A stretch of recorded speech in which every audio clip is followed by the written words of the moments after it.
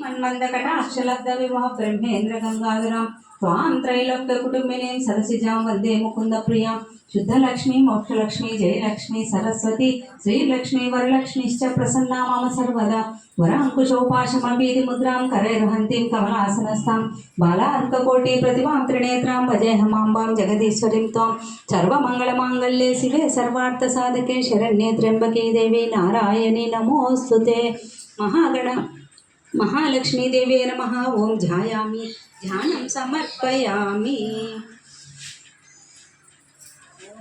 वर्णां हरणीं सुवर्णरजतस्रजां चन्द्रां हिरण्मयीं लक्ष्मीं जातवेदो ममावह ओं श्री महालक्ष्मीदेवे नमः ओं आवाहयामि ఇప్పుడు అమ్మవారికి ప్రార్థన చేసినాం. ఇప్పుడు అమ్మవారు వస్తూ ఉంటుంది. ఆవాహనం అంటే అమ్మవారిని పిలవటం. ఇప్పుడు మన ఇంటికి ఎవరైనా వస్తే ఇలా పిలుస్తాం కదా, కూర్చోమని చెప్తాం కదా, కూర్చోమని చెప్పేసి ఒక కూర్చోండి అంటే కాదు కదా, ఏదన్నా ఒక కుర్చీయో స్టూల్ ఏదో ఒకటి వేస్తాం కదా, అలా అనమాట. అమ్మవారి పాటి చక్కగా ఆమెకు వెల్కమింగ్ చెప్పడం, ఏదో చిన్న పాట ఒక 2 లైన్లు అట్లా పాడుకుంటాం.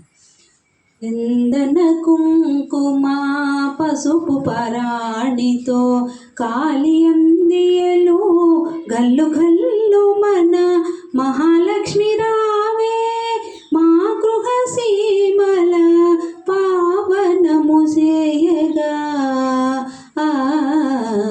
మహాలక్ష్మి రావే. మహాలక్ష్మీదేవే నమః ఓం ఆవాహయామి तामावह जातवेदो लक्ष्मीमनपगामिनीं यस्यामिरण्यं विन्देयङ्गामश्वं पुरुषाणां सूर्यकोटिनिभस्फुटे सिंहासनं सूर्यकोटिनिभस्फुटे स्फुररत्नविभूषिते सिंहासनमिदं देवी स्वीकृतां सुरपूजिते महालक्ष्मीदेव्यै नमः ओं सिंहासनं समर्पयामि.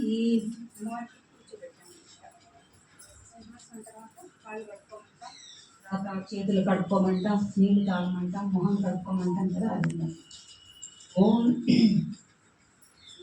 సింహాసనం సమర్పయామి. ఓం